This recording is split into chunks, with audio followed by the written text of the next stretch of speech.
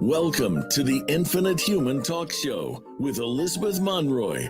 Over the next hour, you'll learn how you can become part of the new consciousness renaissance by evolving yourself physically, emotionally, mentally, spiritually, financially, and socially to embrace your true divine infinite nature and become an infinite human and co-creator of the new infinite earth.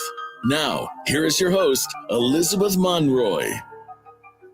Hello, my divine infinite human beings. You're all that is, ever has been, and ever shall be. And welcome. I am so excited for this show. I've been waiting for this show for a long time, but I had to lay the foundation. But today we're paying respects, really, firstly, and also just sharing some very intimate time with a wonderful, I'd say, friend, but also colleague of mine, Jesse Hal, who I'm just going to tell you personally my experience with them first.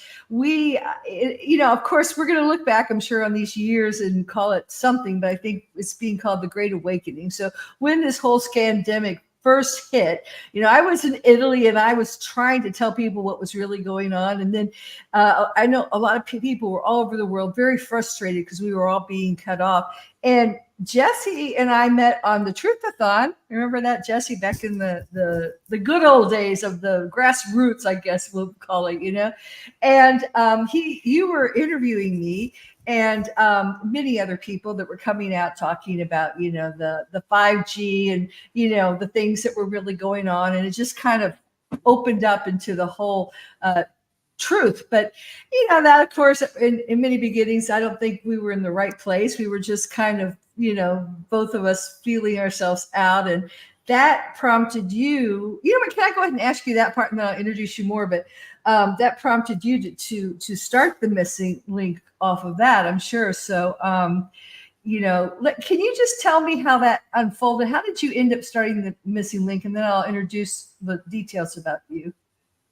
Okay, so I guess I've been kind of awake and aware to what's going on for 30 plus years. And I remember when I was, maybe even 8 or 9 years old, and I seen the children on, World Vision in Ethiopia with their ribs hanging out. And I was like, it didn't make sense how some parts of the world, they had no food and we're throwing away abundance of food. We were constantly throwing away. So things didn't make any sense. So I've been rattling the cages, trying to make people aware of what's going on for a very, very long time. At the point, of 2020, it was maybe 13 straight years on social media. Just posting things that are cute, posting things that are funny, and then posting things conspiracy or about the world that people had to, be aware of. I didn't want it to be all overburdening with just kind of like hammering people with the truth. So I had quite a big balance. And then when 2020 started, everybody wanted to be in fear. So we kind of pivoted. There was a David Welcock Meditate with the Earth Day. And so I'm telling everybody, you need to meditate with the earth. You need to pray with the earth. You need to meditate for the earth. And I was, hammering that for like weeks before that event. And then I decided to go live during it. They were ringing their Tibetan singing bowl. I was ringing my Tibetan singing bowl on the live. And all of a sudden, 20, 30, 40 people showed up. And people are like, this is amazing. You need to come back tomorrow. And so then I went live the next day. And, because afterwards I answered questions. And then you got to come back tomorrow. So I was like, you know what? Let's create a group name for this. We called it the High Vibe Love Tribe. It was HVLT, the High Vibe Love Tribe, where I went live for anywhere from 2 to 4 hours per night for 7 days a week for 11 straight months while they wanted the world to be in fear. We wanted to change the vibration. I stopped posting stuff, conspiracy, all the stuff to make people afraid. And it was just all about love. It was a sacred space where you couldn't talk politics. You couldn't talk about the virus. You couldn't talk about anything that was not about love, and people could research all day long and then come to the sacred High Vibe Love Tribe where I put on some music. I danced in front of the camera for an hour, started incorporating weights, and then we slowed it down, put on guided meditation, Tibetan, our healing frequencies, Tibetan singing bowl. I played the bongo drum. So I just went for 2 hours a night minimum to entertain people, to get them away from feeling afraid like they wanted to, from April of 2020 for 11 straight months. And then that's where I met Angeleen. Wow. And then she started to come on with me. And it was the both of us that were doing that. And during that time, because we were getting a lot of popularity doing what we were doing, at one point we were getting over 3,000 live views per, show. It was only on Facebook. I was asked if I could do this, host and MC this Truth Telethon. And I said, you know what, even though I've switched to just high vibration, I'm all about the truth. Anything that I can do to help wake people up, I'm in. And so I was, going to be the host and the MC. And then 13 days before it was supposed to go on, the lady that asked me to do it called me crying, bawling her eyes out. She's like, we're not going to do it anymore. She's like, they're trying to sell products and everybody split and it's not going to go on. And I said, you know what? Me and you will put this thing on. I said, we will do it, me and you. So within 13 days of when the event was supposed to go on, we found a whole bunch of people, got 26 truthers lined up back to back to back. And I think, were you part of the first one? I think you were the first. Yeah, that's how I met you. That's how we met. You were part of the first Truth Telethon. And then I hosted it, emceed it, helped put it together, and got people. And it was kind of wild and crazy because sometimes people didn't show up. So I'm in the back trying to get my other friends to get on, text. And sometimes I had to do my own monologue where I didn't think I was going to be speaking, but I had to speak, without being prepared. But I work really, really good under pressure. And everybody was like, Jesse, you found your calling. You found your calling. And then we did a couple more Truth Telethons, and the one person, the lady that came crying, she just went crazy and started, smearing us and saying bad things about me and, Angeleen. And it was just crazy. So I remember her. I remember very well. I was in that drama. Yeah. She's an infiltrator. And what she did was try to, disconnect everybody in the movement and try to talk bad about people and turn people on people. So that was crazy. But still to this day, 3 years later, she's still over 3.5 years. She's still can't stop talking and saying bad things about me. And all I did was try to help her out and make this thing happen. And, I did. I don't even know what happened to her. She's off my radar completely. I mean, I think she just fizzled out, that's a blessing. From the public eye. Yeah. Yeah, that's a blessing. And because not was really holographic reality anymore. So, perfect. Yeah. And so afterwards, because of everything that transpired, I met a whole bunch of people, beautiful souls like yourself. Angeleen and I talked and said, you know what, why don't we do our own show? And I wanted to do a business years before called The Missing Link with somebody else, something totally different. And then I was like, that's perfect name for this new show. So we created this show called The Missing Link. Our first interview was Hannah Maria, the activist out of, I believe, Denmark. She's living in Spain. She used to be at the United Nations. And then we had John Paul Rice from Hollywood. And, I reached out to Lee Camp, who's a political comedian who had hundreds of thousands of followers. I've been following from years. I just said, hey, I created this show called The Missing Link. Would you like to come and be a guest? He's like, sure. I was like, I couldn't believe it. By interview 15, we had David Icke, and then we focused a lot on doctors for the first year because all the doctors were being censored. So basically, we're trying to give a voice to the voiceless, the people that are being censored. We've interviewed in our 811 interviews I think we've done so far. We've interviewed over 80 doctors. So over 10% have been doctors to get their voice out. And it's just been a wild ride. Don't really know what we're doing. We're just letting God steer the ship. Whatever transpires, we're going to make it to 1,000 interviews, and then we're going to reassess where we're going to go from there. Wow. So you've done 811 to date? Let's see, 812. 812. Oh, okay. So that's 11. That's a master number, isn't it? Right?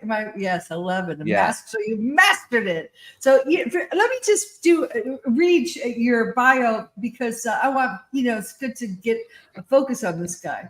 Okay. So and that's what I was looking at. Okay, Jesse Hal's journey started in Canada, being born to parents who escaped their home country of Czechoslovakia when the Russians invaded in 1968. His dad never wanted kids, and Jesse got bullied in school, so he kind of had a rough start in life. He didn't learn English until he was 5. So, Czech's your first language. Oh, okay. And didn't really pay attention in school, so he felt he didn't really get the program like other people did. When he got kicked out of his first high school, he got kicked out of his house. So he had to quickly learn how to hustle and take care of himself. He started training in different martial arts, and his family knew tough guy friends made sure he wasn't going to get bullied anymore. He always felt in his heart that he was going to help change the world, but his mission got sidetracked by the party scene. In 2010, he went on a 60-day, 8-country trip to Asia and felt the immediate negative effects of the travel vaccines, which started his health journey. He stopped consuming alcohol, synthetic drugs, and cigarettes around 2014, which is some of the best decisions he's ever made. Since 2008, he's been using social media to connect with others and make as many people aware that something is wrong with the state of the world. It was a long and lonely journey for many years, but he kept finding more and more people who were questioning the official narrative with him. Jesse was baptized as a Catholic when he was a baby, baby Jetico, I think is it right? But he never went to Bible studies or got his first communion. He really rarely had to go to church, and feels he didn't get any religious indoctrination as a kid. When he was 18, he met a Christian girl who introduced him to the Bible and church, where his spiritual journey began and became born again. Jesse had a near death experience in his 20s when he got stabbed 12 times. While trying to protect a girl. I'd heard that story before. It's amazing. To protect a girl he just met by some gangsters who were trying to pimp her out.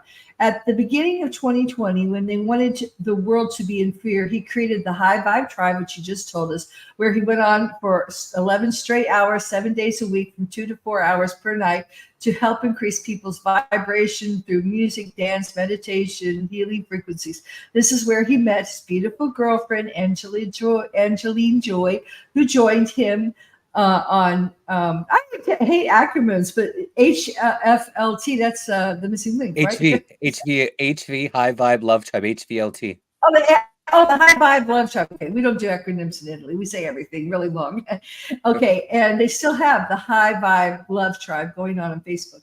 In October 2020, he helped create and host the Truth Telethon, which we talked about, where they brought together 26 truthers. I was one of them, to share what they thought was happening in the world. And that was at such a crucial time, because it was just breaking the whole pandemic. It gave, I think, hope to us, the speakers, and to so many people. He really enjoyed conversing with the truthers, and many people said that he had found his calling. Okay, so you said that. And after 2 more Truthathons and a falling out with the co-creators, I remember that guy, he created his own show called The Missing Link. He has done we just said 812 interviews in just over 3 years with people from all walks of life. He knows that knowledge is the power, and the more knowledge we all have collectively, the less power they have over us. So brilliant.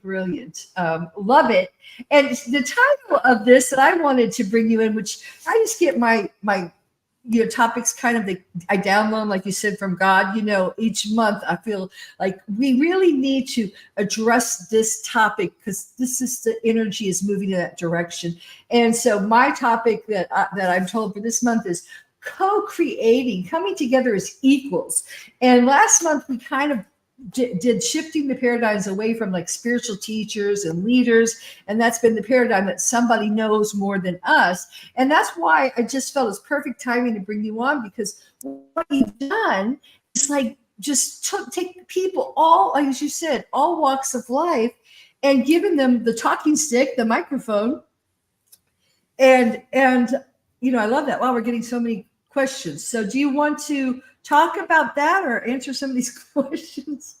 Okay. Yeah, well, the thing about the co-creating is that people have to really, take into heart that no one person is greater than any other. It doesn't matter if you see them up and you're just in, behind the scenes. Everyone is equally as important and everybody's playing as equally significant role, whatever that may be. Some people are more in the public eye, some people are not, but we're all here co-creating this reality together. And just remember that you are just as important as everyone else during this pivotal time in history. Wow, so powerful. And, I'll even add to that. I think sometimes the people who are really doing the work may be doing it silently. Those are the really high up, powerful people. And of course, we have a lot of a lot of energies that don't have bodies that are working with us now too. So, being in the limelight, some of us may feel called to at certain times, step out, step behind the microphone, or step in behind the camera, or scream out in public. And I felt like I had to just don't take that. But the real work is done internally inside of yourself. And then, and then you shift everything around you. So I love that message. I think everyone could just understand how vitally important you are. And everyone listening, everyone hearing these words, you are so important. So, let's hold your questions here, guys, because I really want to get more into framing. I feel like this is a moment to freeze frame and to look at this history in the making. I mean, we've been making history these past, it's been 4 years since the whole thing. And it's a whole new history because it's not a history that's written in books and that scholars and accepted experts, like you said, that know more than other people write down and teach and tell you to go to, and you ask what's the truth, what's going on, what's our history.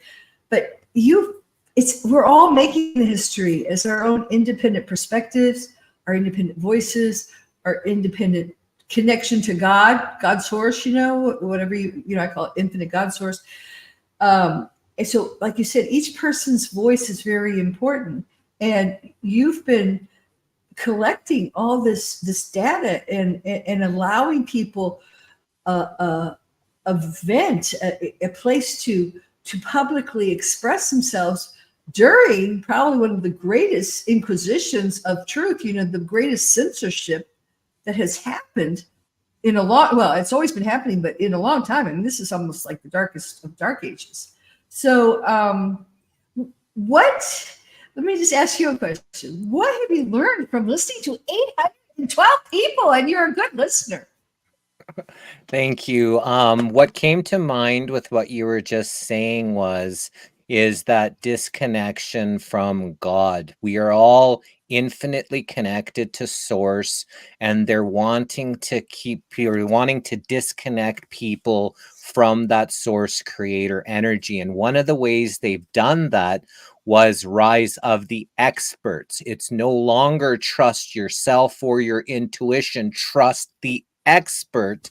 And you no longer, it takes you away from that connection. So we've interviewed quite a few times, I believe 8 times now, Dwayne Hayes, aka Diego Garcia, which talks about the infiltration of Zionism in America through Louis Brandeis and the rise of the expert. Trust the expert, because you no longer have to trust yourself, but you are your own best doctor. You are your own best healer. You are the expert for you. You are a beautiful sovereign soul, and don't let them tell you have to trust them and their experts, because as we see a lot of times, those experts are leading us away from source and down a dark path.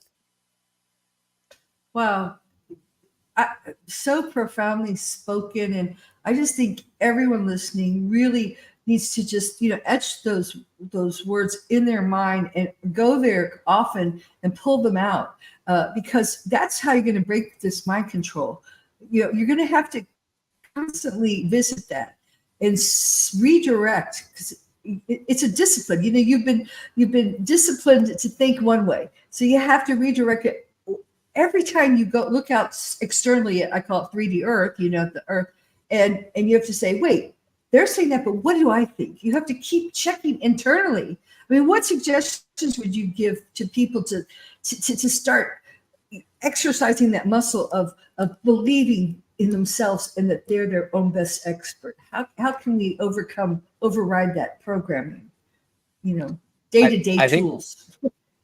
Yeah, one of the best ways is to try to quiet the mind, and is, you know, sometimes people have discredited meditation. Some people have, you know, said it's even, you shouldn't be doing it. But to be able to sit with yourself and be able to gain infinite source wisdom comes from being able to quiet that mind.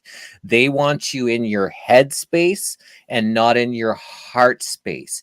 And when you're in your head space, they fill it with all of these things to keep you off of your track, away from your true intuitive self, your infinite heart space where you're meant to be.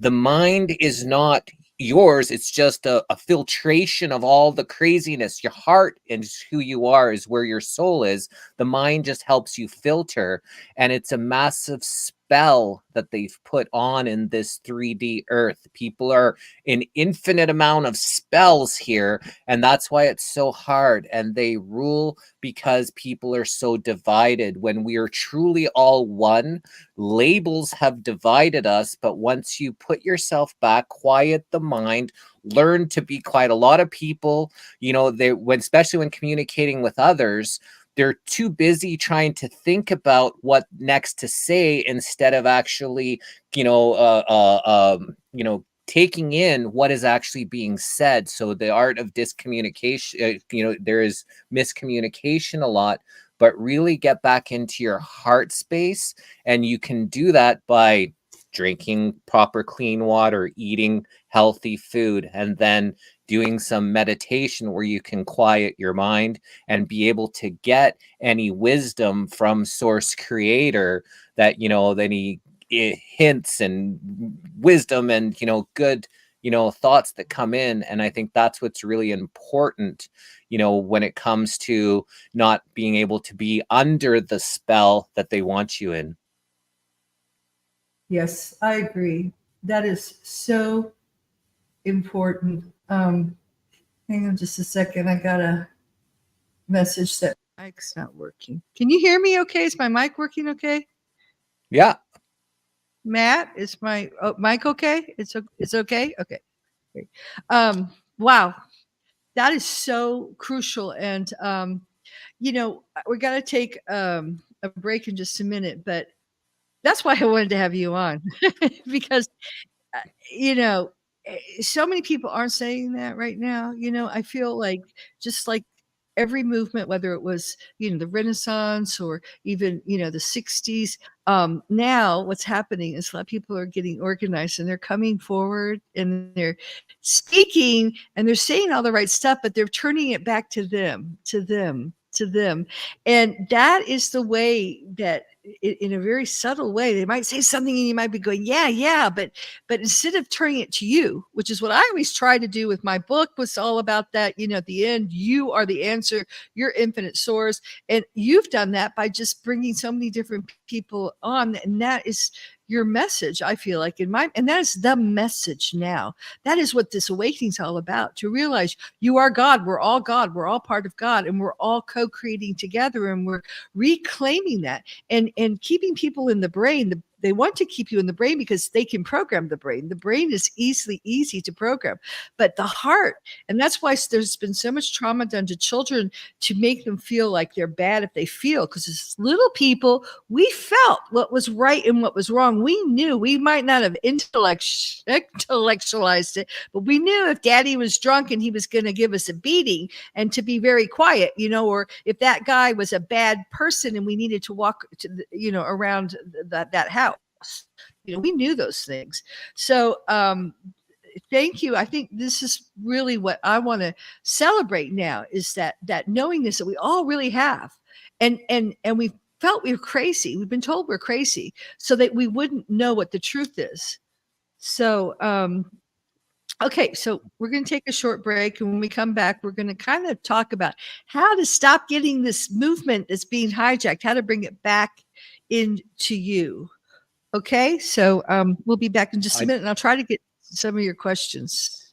What do you want to say? I just wanted to say, with what you were just saying there, that everybody is perfect. You're born perfect.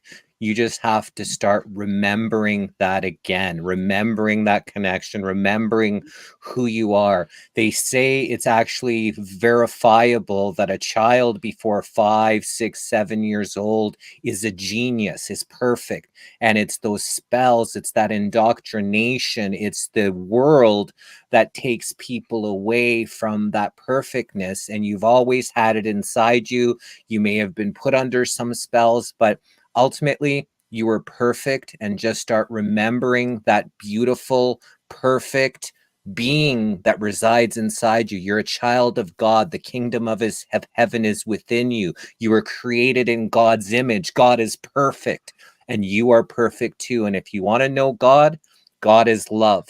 If you want to know love, you want to know God, know love. The more you can love yourself and everyone else, the more you know God, and know that we're all connected in this beautiful earth that we've been blessed to be born into. God, we're that's what's happening. We're connecting on such high levels now, as the more we clear away the barriers of our God self. So I'll just say this because that's the first word of my book. When I was born in New York, the obstetrician called me a perfect baby. My father used to always say every birthday, "You were a perfect baby." They said I scored perfect or whatever, which was their own scores. But the whole point is we are perfect, okay? And we're imperfectly imperfect, because that's what the ascension is. We're returning to our true state of perfection. So, okay, we'll take a short break and we'll be right back. We're with Jesse Hal. And keep your questions coming. We're going to get to them in just a few minutes. For more empowering words from Elizabeth Monroy and Dr. Peter Monroy, check out their latest book, The Infinite Human, an ascension guide for starseeds, twin souls, and awakening infinite humans, the co-creators of the new infinite 5D Earth. You'll also find many spiritual books to help both children and adults in their ascension back to home, to infinite God source. Isn't it time to be part of the new consciousness renaissance? If this resonates with you, please subscribe to our website at infinitehuman.com and become part of our growing Infinite Human family.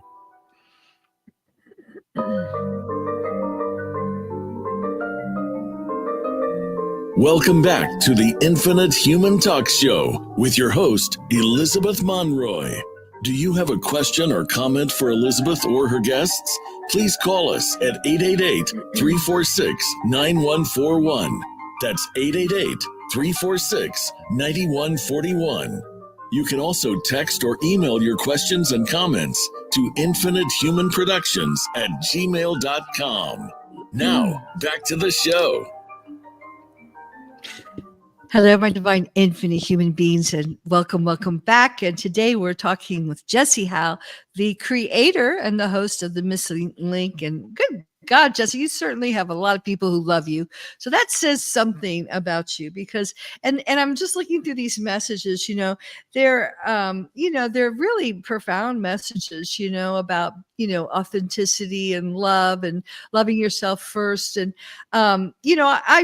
I have a talk show, so I can't follow a lot, but I do try to follow other people a lot of times. And, some of them are so much like, "Oh, you're just so wonderful. We just love you. Thank you for everything you do." And that's fine. But, it's a lot of it is still putting it out there with the creating kind of like the icons and the idols and stuff. And I think I'll say you are. Wow, I'm going to say you are the first paradigm of this new earth, in the fact that you're saying right back at you, the power's inside of you, and you bring everyone on as an equal. You're not the expert. You're not, manipulating, controlling people. You're just saying, let's all figure this out together. What's going on? And I think I think as we evolve, we connect on the highest level. So pervasive thoughts start to dominate. And of course, everyone says love is truth and truth is love. So love seems to be the most pervasive. What say you to that? Yeah, well, love is the all in all. And like I said before, God is love, and to know God is to know love. And to starts by loving yourself is where that infinite wisdom comes from. The world tries to beat you down. Religions try to tell you you're worthless and insignificant, but nothing could be further from the truth. You are a child of God, and nothing could be more beautiful and powerful. And that connection that we have to God, love, source, and everyone else is in each and every single one of us.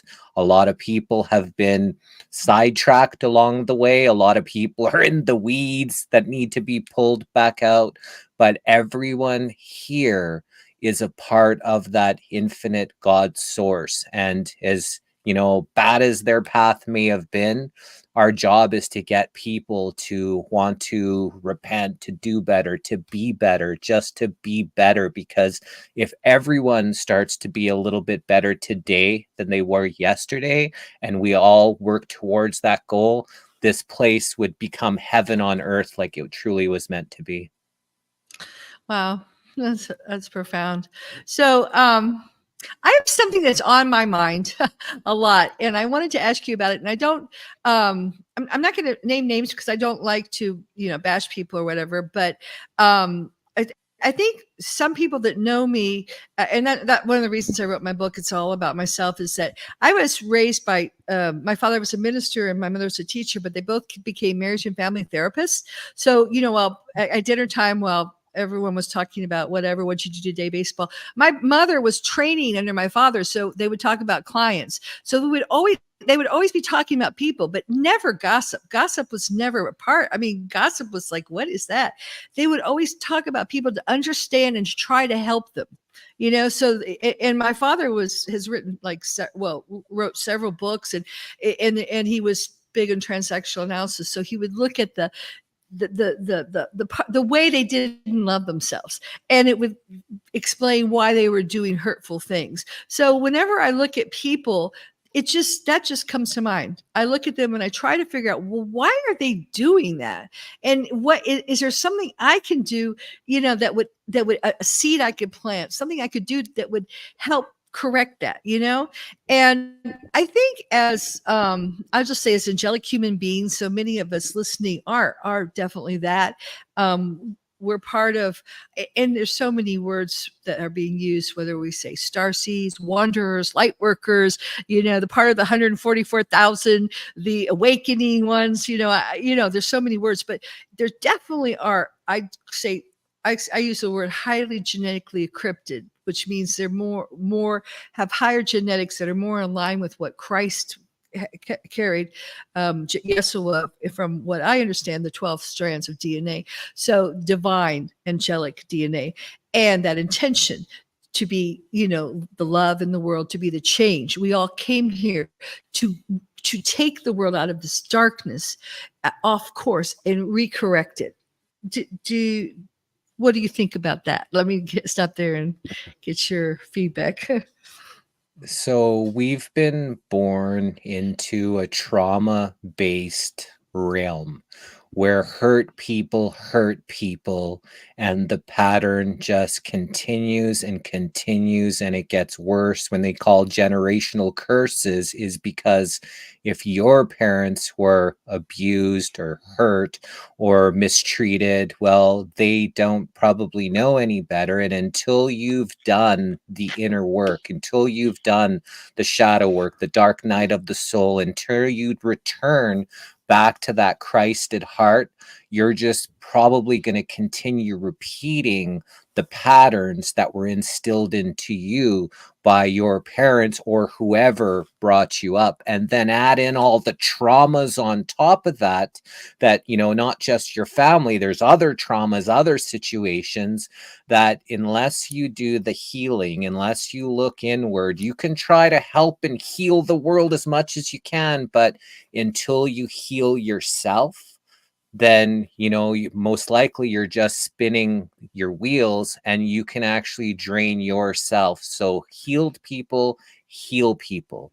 Be the change you want to see in the world, and it starts with you. People say, what can I do? I'm only one person and 8 billion people.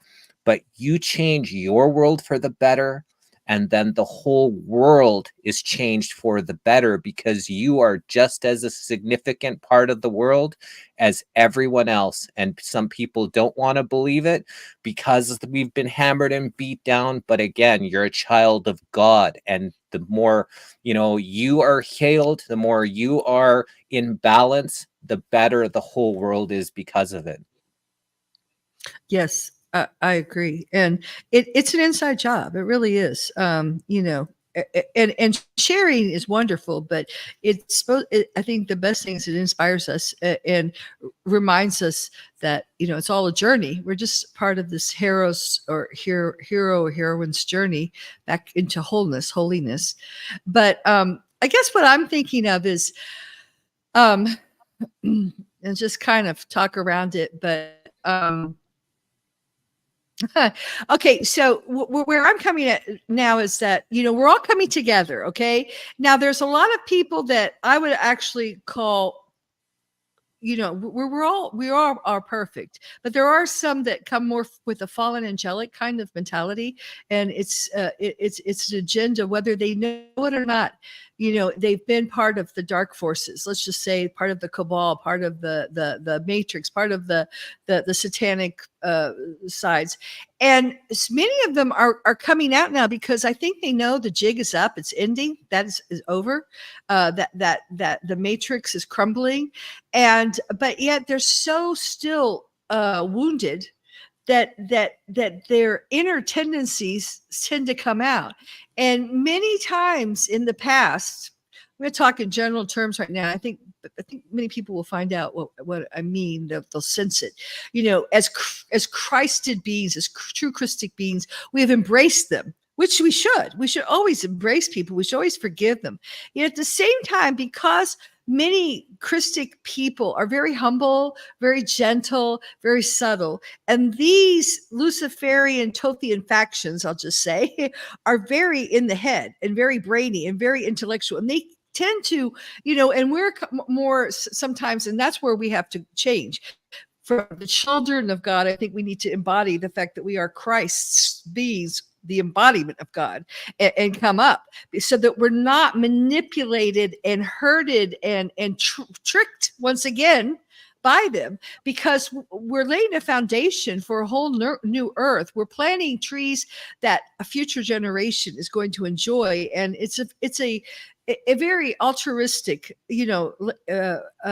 activity. So I think we're entering a ground where we have to not judge people, because that's not correct, but discern who we're going to put our energy in with and who we're not.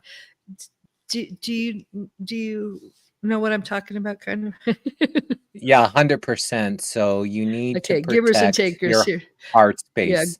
You have to Greg protect Schuldel just said there are two kinds of people, givers and takers. So yeah, Good you have to comment. protect your heart space. And, there are people that the brighter light you shine, if you're not in balance, they look as you as a target, because not only do they want that light, or they want to put out that light, because they're still in that darkness. And for whatever reason, I'll give you a story. There was this person who grew up in a very religious family, and he was kind of a little shit and did a lot of things, hurt a lot of people. He thinks he's going to hell. So why should he do any better or be better? Because he's already thinks that he has no hope.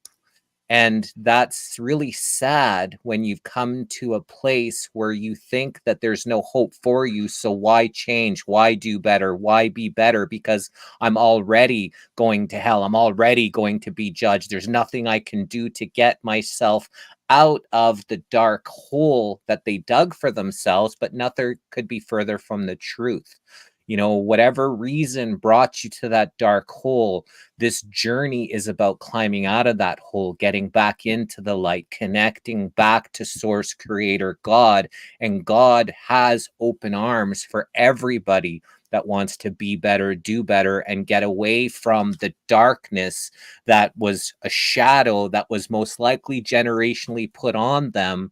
You know, it's never too late to start doing better, being better, because I think that's what this journey is about, is finding yourself and reconnecting to God where you've always been connected, but because of situation and circumstance, you are under the illusion that you were disconnected from that beautiful God creator source. Well, the person I'm thinking of, without naming them, recently has come up with a saying, you know, that says there are no boundaries. You know, you shouldn't have boundaries. Boundaries are an illusion. And when I heard that, it was just one of those. Of course, at the highest level, there are no boundaries, okay, because we're all one. But when we're still working in 3D Earth, which we all are, you know, we're still, if you have a body, especially carbon-based body, unless you can walk on water and, you know, change wine into water, you know, things like that. This is where the I'll just call them the FA, the fallen angelics, from my vocabulary. You know, the dark side gets us, because it's only narcissists that say things like that. Because and I think we're coming to, I'm saying this because I see ourselves coming together now. We're all coming together in oneness. And that means also these narcissistic, whatever, fallen angelic beings, but they're very tricky. They get you in your intellect all the time, like you said, out of your heart, out of your feelings, and they start to take away the boundaries. So they're running the show. And the truth is, they should not be running the show anymore, because that is a fallen activity of being the patriarch, of being the tyrannical person. That this is how it has to be, my way or the highway. And if we're going to work with them, we have to have boundaries. We have to say, you can come into my space, or I will come into your space, but you need to respect me. I need to respect you. And no, you're not running the show, you know, or if you're running the show, I'm not on your show or your ship or whatever. Does that make sense? Yeah, we've had someone come on to our show and describe sin as self-induced narcissism. So in this Interesting. trauma-based, you know, paradigm that we're in, you know, people are playing either the victim or the hero. And if you're not in balance, if you've not truly, you know, got yourself into balance, then you're going to see that you're going to see people that are either victims, or you're going to see people that want to be the hero. And once you're into yourself, then you just are. You're beautiful as you are. You don't have to be the hero. You don't have to be the victim. We've all had things happen to us. We've all had good things. We've all had bad things. But when you know that you're beautiful just the way you are, then you can actually, you know, float through this place. And like, for me, I didn't put on the breathing inhibitor the whole entire time. And I never had any issues anywhere I went. I grew up, I'm in commie Canada, which was some of the most restricted places, you know, on earth. Everybody was wearing them. But I had friends in the same city who aren't healed, who had issues, who were getting into fights, people would take down their things when they would see me and Angeleen not have them on. You know, there was only a pot store, an organic food store, and Canadian Tire were the only three places that didn't let us in. Everywhere else, I just walked in like I had one on, or like that I would just belong. Like, you know, and I didn't let their fears, you know, come on to me. And hence, you are the energy that you put out into the world. So when you put goodness and love and kindness in the world, in most cases, you're going to get it back. You obviously might Mhm. run into some bumps in the road for whatever reason. There's not always perfect, even though you have a beautiful heart and you put goodness in the world. Sometimes, like you said, we run into these people, these self-induced narcissists that look at you as a target or want to try to take that shine away from you. But ultimately, what you put into the world is what you're going to get out.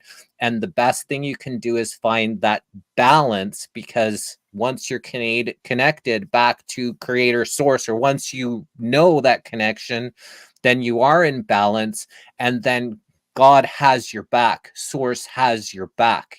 Just know that no matter what happens, what's around the corner, don't be afraid, because you will always be divinely protected if you so choose that divine protection. Wow, powerful words. Thank you, Jesse. I think you said it so true. We have been in this dualistic 3D paradigm, which we're leaving the finite Earth, running like two programs: victim or victimizer. We've been like persecuted or persecuting, and I think since looking at it from a higher perspective, like you said, we're when you see someone that come into your mind like a persecutor of you and you're feeling victimized, really that's, I think, it's a blessing to realize you're calling that to yourself. For some reason, there's some part of you that's not healed. There's some part of you that needs to shift internally. And when you do shift that and heal that, like it goes back to your first words. When you're healed and you love yourself, then you're going to attract those kind of relationships, those kinds of people to you. And someone who's not is going to attract, persecutors that are going to pellet them with criticism and all kinds of stuff. Correct? 100%. And what came to mind was when you're meditating, and a lot of people have a hard time with meditation because all of our mind has been programmed and under this spell. And so when you're sitting there trying to quiet the mind and these thoughts come, people kind of beat themselves. Why am I thinking that? I'm trying to, and they try to like fight. But when you're getting these thoughts, thank the thought for coming, for making me aware, no matter what or how horrible that memory or thought is. Thank you for making me aware of that. And then go back to quieting the mind. Thank yourself for these thoughts. It doesn't matter what those thoughts are. You could be thinking A to Z, but you're thinking it for a reason. And instead of resisting it, being angry because you're thinking these things, just have gratitude. The attitude of gratitude will go a long way, especially when it comes to meditation and learning how to do it. Because if you can quiet the mind, truly quiet the mind, means you're grateful for all of those thoughts that come back into you. And a lot of it is coming from source, whether it's positive or negative. Sometimes source is making you aware of the things, like you said, that need to be healed inside of you. And that's why people start to manifest sickness and diseases in the body, is because of these unhealed traumas, these unresolved feelings, these people that are still renting space in your head for free, when you haven't resolved and be able to say, well, thank you for that horrible thing you did to me, because I'm a better person now because of it. And that's a hard thing for a lot of people to comprehend or to take in, because you don't really want to think, you want to thank your abuser or accuser or whatever, but really it's about growth. And we don't know how they got to where they got to, but you want to bring yourself back into balance so you don't manifest sickness and disease inside of you anymore. Powerful words again. I think if you can really embrace that attitude of thanking the triggers, the people that trigger you, and realizing if you're aware of it, it means you're moving through it, I think. And I know for myself, really more and more as I just forgive, first accept, myself, and then forgive, at the highest level. And I've just laughing and playing with life more and more. And every person, even the ones that are just, they're really just are clueless. You could just, God bless you. Thank you for that which you showed me. I think that's the correct attitude.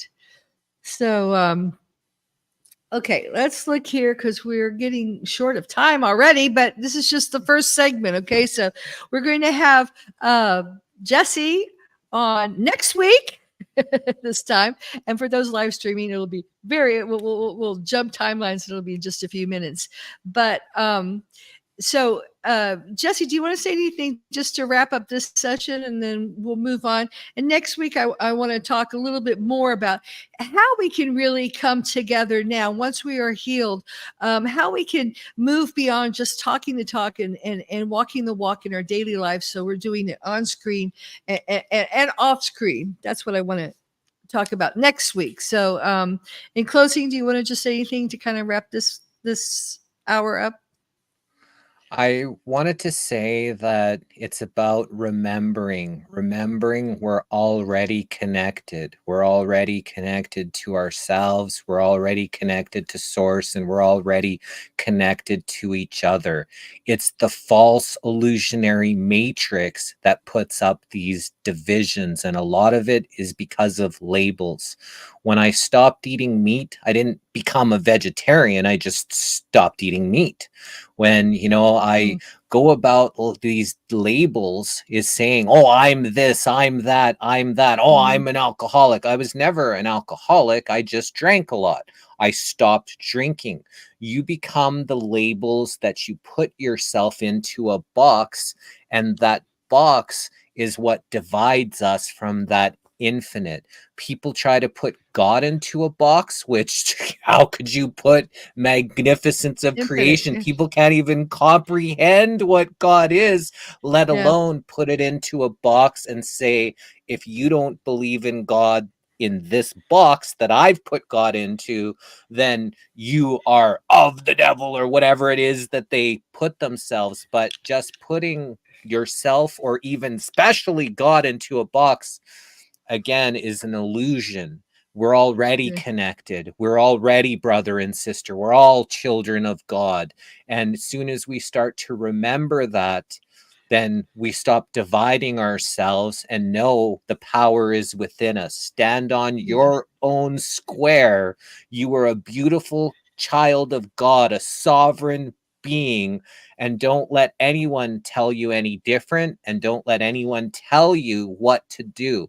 Follow your heart, use your intuition, start to get out of your head space and into your heart space, and the one magnificence and wonder of creation will open up to you.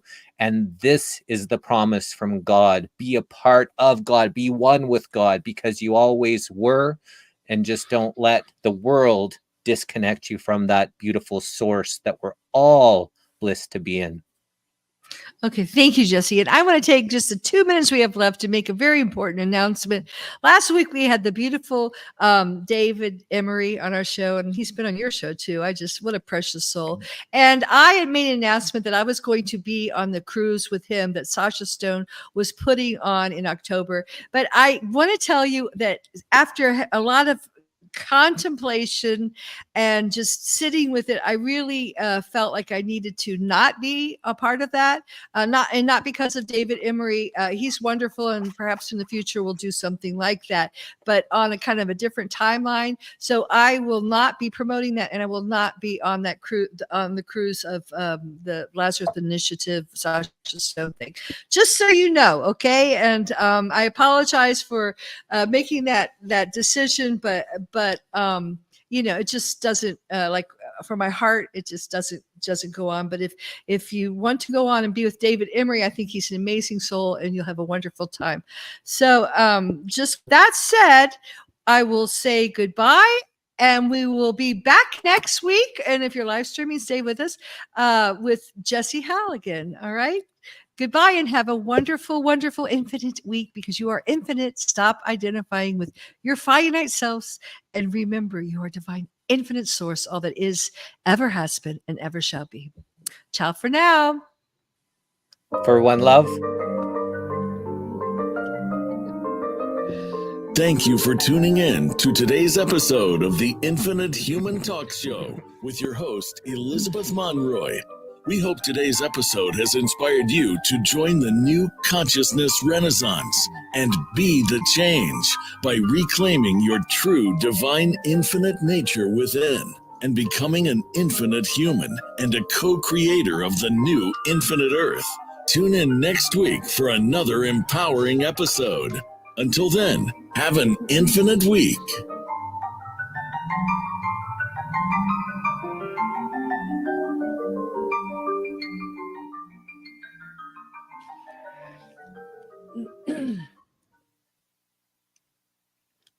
All right, we're clear.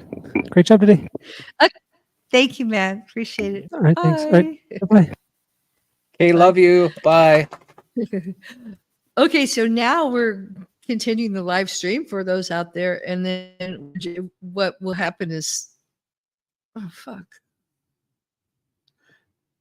Well, I guess we won't continue the live stream.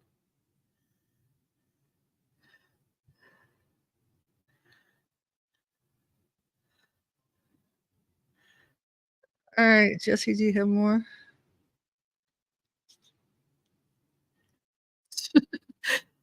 Jesse left. Okay. Jesse, we're still going. We got another hour to go. Do you? Okay, unless you need to take a break. We're still on the live stream, though.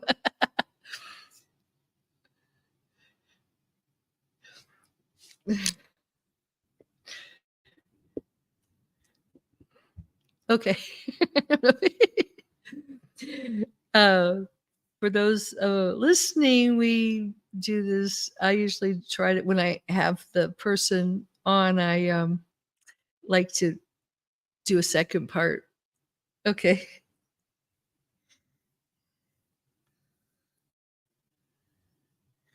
Okay. Sorry, I know it's confusing, but I do it this way. I just keep the live stream running, and then this segment I'll upload for next week on Voice America. Oh, okay. Got it. Okay, so we're back. Are you okay? You can keep going. Oh yeah, no. Yeah, of course. I'm great. I Okay. I was just a little confused. It's because the live stream's not the main thing, that it's the voice. Okay, but if you're still out there listening to us, we're still going. Okay, and here we go.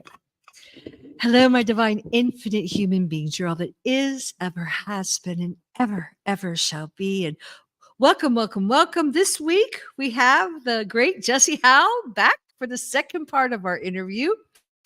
And again, we're addressing the theme of how we can all come together as one and also as equals to co-create a new earth.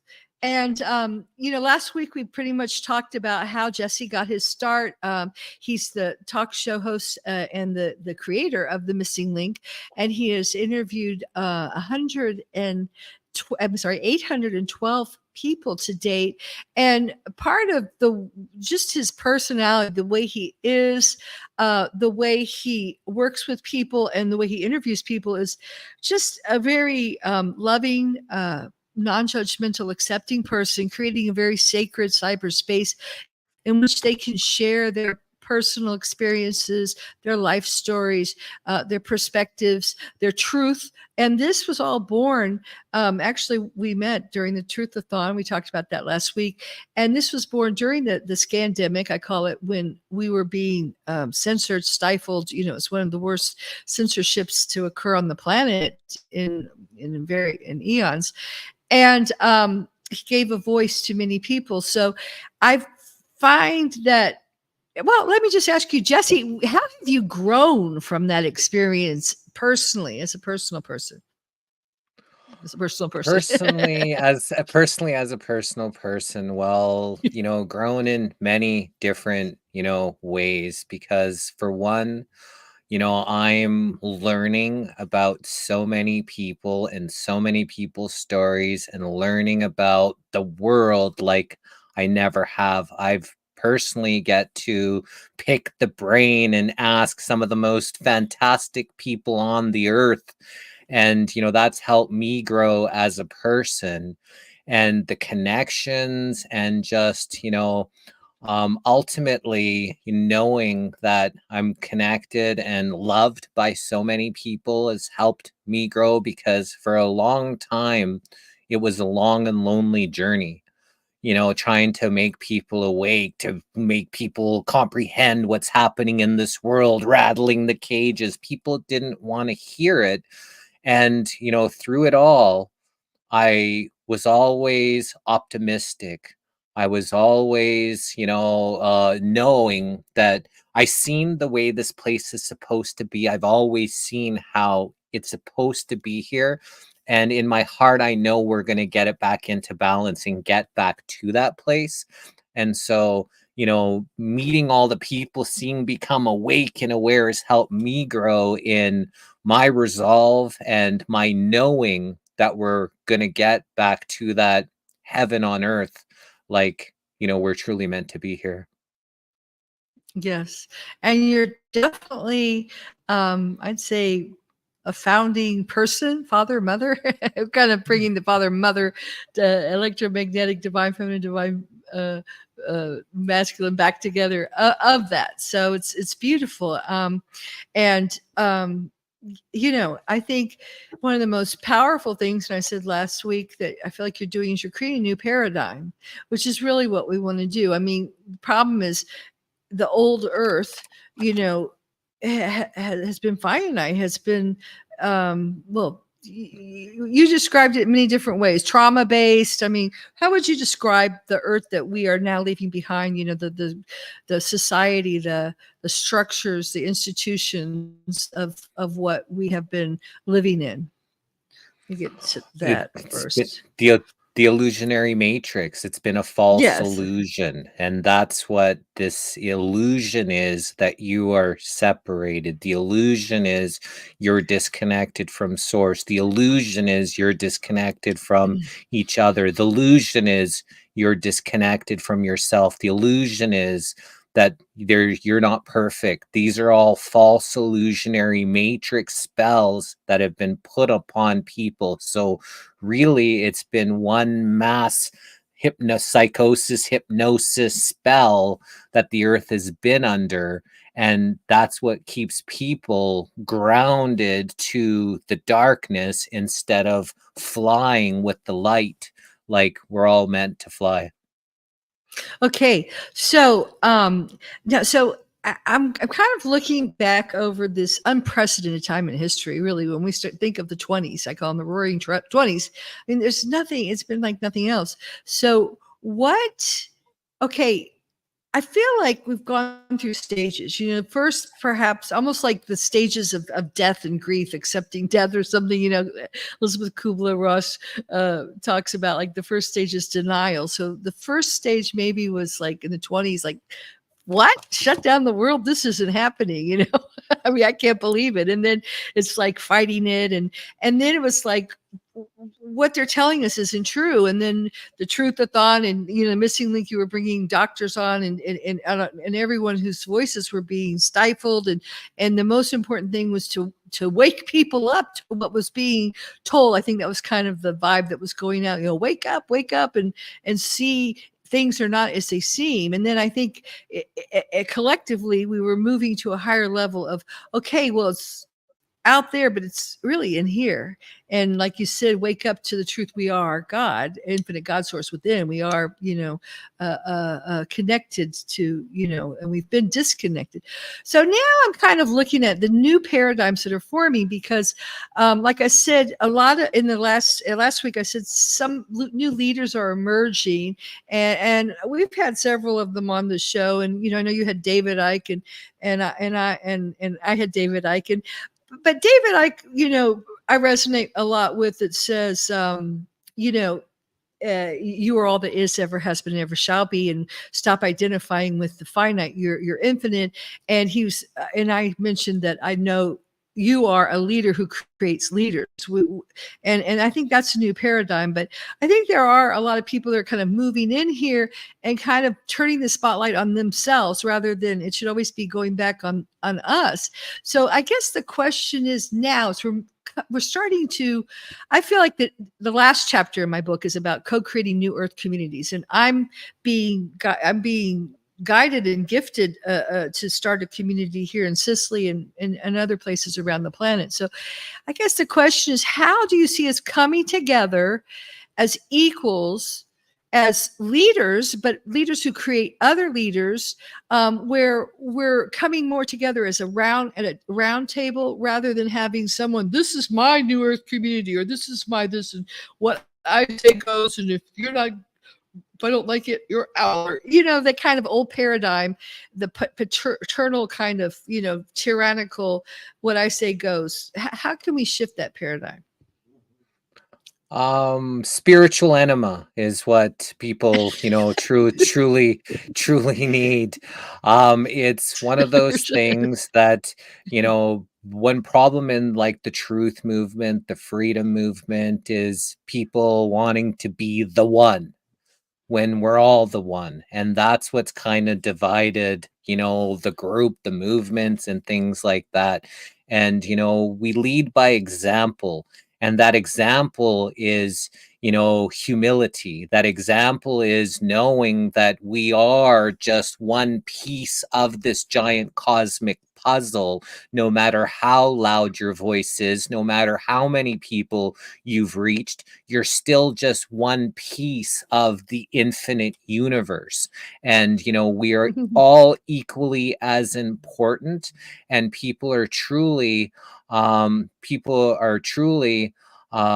part of this God consciousness source, and everybody else is equally as important. And when you truly, embody that, then there's no need to me, because it's better we.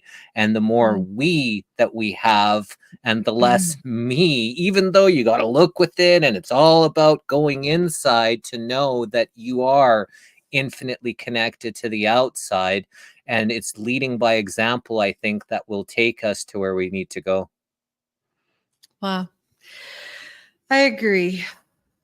Now, I'm just going to kind of open up some feelings and some paradigms and we talked about being, victimization, victimizer, some of the programs that are running around in my mind and many of my tribe, I work with a lot of women, and my book was, from a female perspective.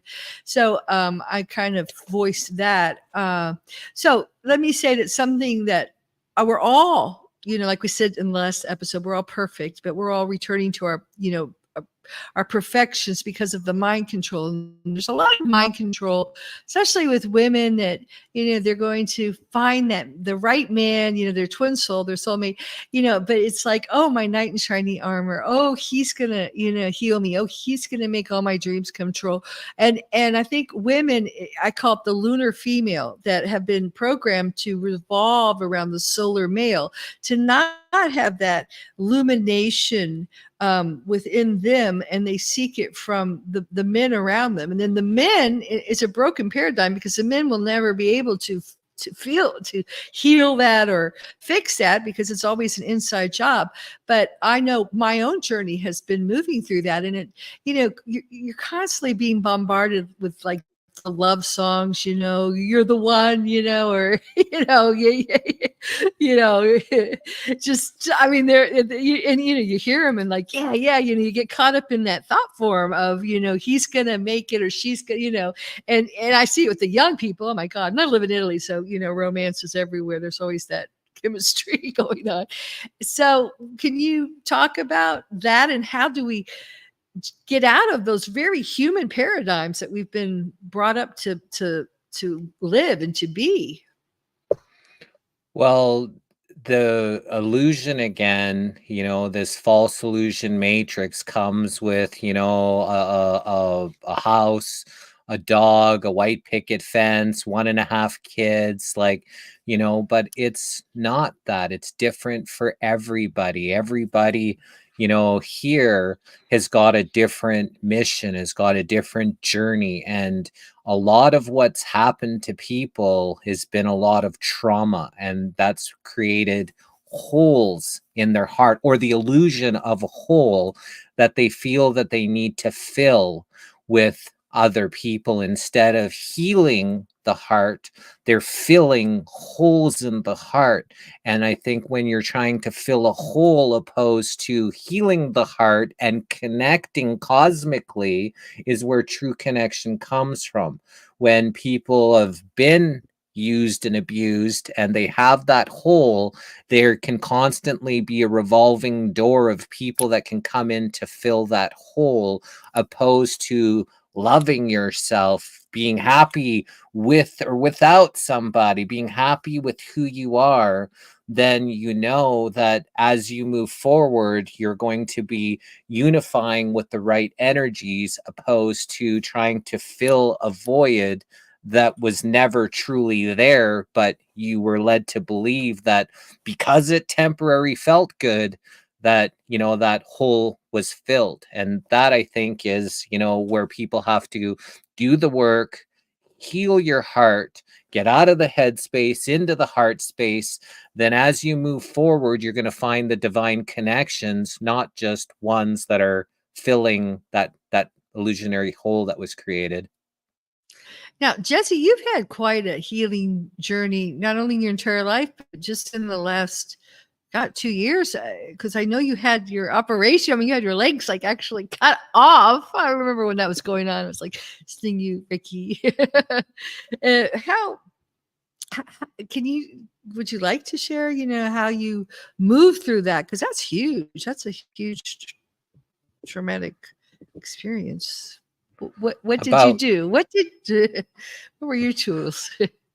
Well, about 15 years ago, I was doing some work where we had job shortages here in Canada, and dishwashers, we couldn't even get dishwashers in restaurants because there was such a job shortage. So I got hired to help this company open up jobs for these immigrants to come from different places, different countries. And so I opened up for this one company 1,047 jobs, and for them to bring people here into just my city alone.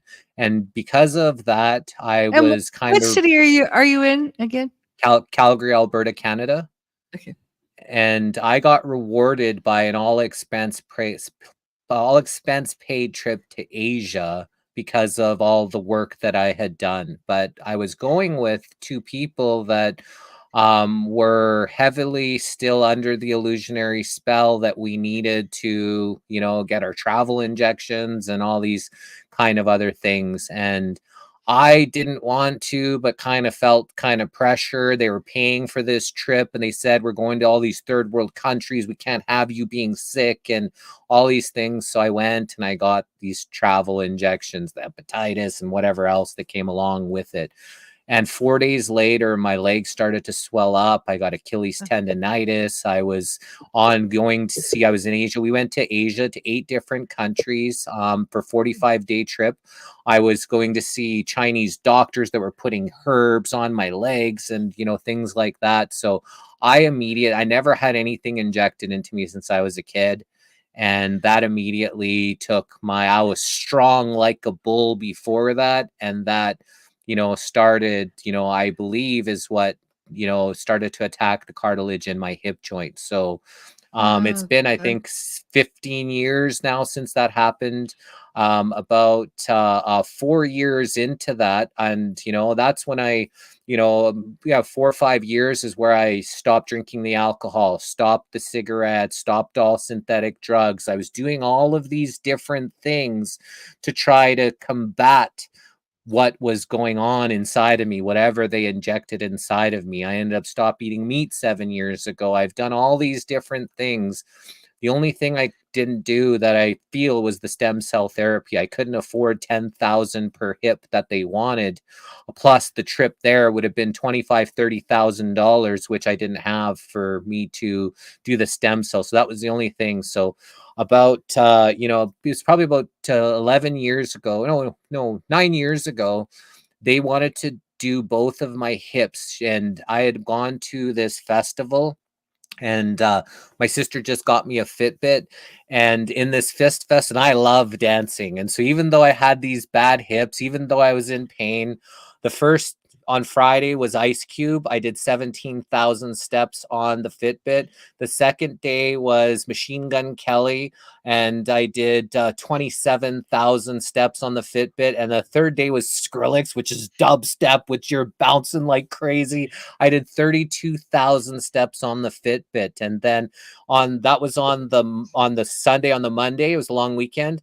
And then I think it was Tuesday or Wednesday, I had my doctor's appointment for my surgeon, and I could hardly even walk. It was so much worse because I had just did this crazy festival. She's like, oh my, she's like, I can't believe you're in such rough shape. She's like, look, you can jump the We're losing you lineup. here. Okay. Oh, can you still hear me? Yeah, we're okay now. We just kind of glitched there. Okay. And so she said that I could jump the 1.5 year weight lineup, and she would do a double hip replacement surgery in 3 months if I wanted to, but I wasn't ready. I was thinking I could still beat this. I was still thinking that, I ended up stopping meat afterwards. I ended up, doing I wanted to do stem cell, but I couldn't obviously afford the stem cell. So I decided, especially with all the craziness that was going on in 2020, 2021, they said you couldn't get surgeries, you couldn't do this. And so I'm like, you know what? And I was in such rough shape. And, thank to the grace of Angeleen that she was helping me heal. We would do the High Vibe Love Tribe, and I'd be in pain, and she would massage my legs. And she's got such healing in her hands that I was able to sleep at night because she took the pain away every night. She took the pain away. And it started getting so bad that, like, for most of the years when it was bad at night, when I went to sleep, I woke up, I was okay. But it started to get to the point where I wake up in the AM and I was still in pain. And so I said, let's see if I can get this hip surgery done. Went and contacted the hip surgeon. And I said, I didn't get this, the CV injection. And I said, can I still get the surgery? And she's like, yeah, you can, that's okay. And I was like, oh, okay. Because everybody was saying you can't get transplants, you can't get this unless you've been injected with this craziness. And so I put my name on the list, and she said, and I said, well, I got another problem. I said, I don't accept any, can you tell me that, if I get a blood transfusion, it's unvaccinated blood? And she said, we can't guarantee that. They don't test for that. And I said, well, I don't want that then. She says, well, you're going to have to refuse all blood products then. And are you sure? Even if you're dying, they cannot give you any blood. So they kept on asking me if I was a Jehovah's Witness. And I said, no, I just won't take this, whatever this is. I don't want it swimming around in my blood. And I said, I would rather pass on, because we don't die. And that's the other illusion, is they think that, we die. It was just move on. I'd be sad because I love it here if I had, if I wasn't here in this physical form right now. But the other side is just as beautiful and as amazing. So, I would just miss the connections and, that I had made here, along the journey. But who knows how it would be on the other side. So I refused the blood, I was cut open for 6.5 hours. They take your legs off. They take your legs off because they put joints in, right? I mean, yeah. So what they do is they cut a slice in the side of my leg, and then they open my leg up. They cut off my femur bone, and then they cut off my hip joint. They attach a piece into my hip, so all the skin is still on, but the actual skeleton leg is cut off. They hammer they hammer a titanium rod down the center of my femur, and then attach it back to my hip joint, and then sew my leg back up. So, Okay. like my legs didn't like get cut right off, but the Okay. the I was like, skeleton, oh God. but the skeleton gets cut off from, detached, and then they have to reattach it. So, So the how's that been for you? Are you glad you did it? Or is it coming? Are you yeah, able to it's the walk? first. Yeah, the first few days, because I had lost so much blood, was really, really rough. And, thanks to the grace of my mom and Angeleen, were able to help me during that time. The crazy thing is, they cut off both of your legs, they hammer things into your bones, they reattach your legs, they sew you back up, and they want you walking that day that they do the surgery. I don't even get it. There's no time to heal. They said they want you walking and going to the bathroom, and that was really tough. I had lost a lot of blood. It was in so much pain.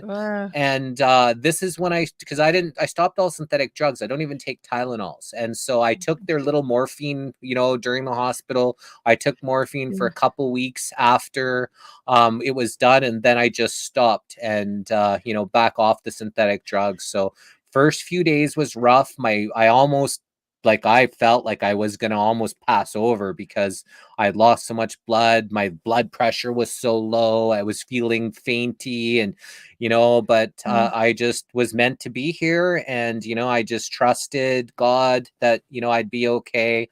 I was never afraid. I was never thinking I wasn't coming back. And, Angelina, my mom, helped me. Through the first, 3 weeks where I couldn't really move. I didn't really move after that. I was like, I didn't take that advice. I did my little exercises, but I peed into a bottle instead of getting up to use the washroom. And because, both of them at the same time is really rough. When someone gets one done, you can always put pressure on the other one and you can move, and, it's not that hard. When you cut off both your legs at the same time, you don't, comprehend how important your legs are. And the healing, I did all my exercises, and then on Canada Day, which is today, so happy Canada Day to anybody that celebrates Canada Day or in Canada. The surgery is February 17th. So February, March, April, May, June, 4.5 months after the surgery, Angeleen and I went to a Canada Day celebration, and my buddy was helping doing the setup and teardown, so he got me a backstage pass. I was up on the stage with the DJ dancing 4.5 months after my surgery. There's a video on Facebook of me dancing on the stage 4.5 months. People are like, oh, obviously the legs are good. Angeleen and I went to 10 hours of Stampede. The Calgary Stampede is a big rodeo and fair carnival.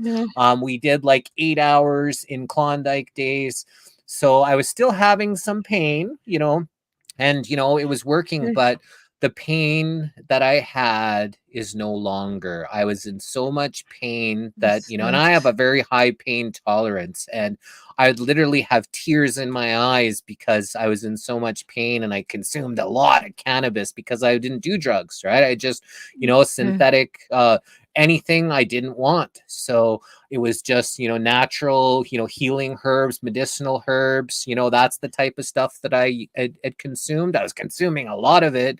And even in the hospital, I had my little vape pen, and I was vaping in my bed and hoping that someone didn't come in when there was a big cloud of smoke inside of my room, because you weren't, I guess, supposed to consume cannabis. But I don't even consume that much cannabis anymore. And I love cannabis, but I also love to have a clear mind. And I was consuming so much cannabis for the last 15 years because I was in so much pain.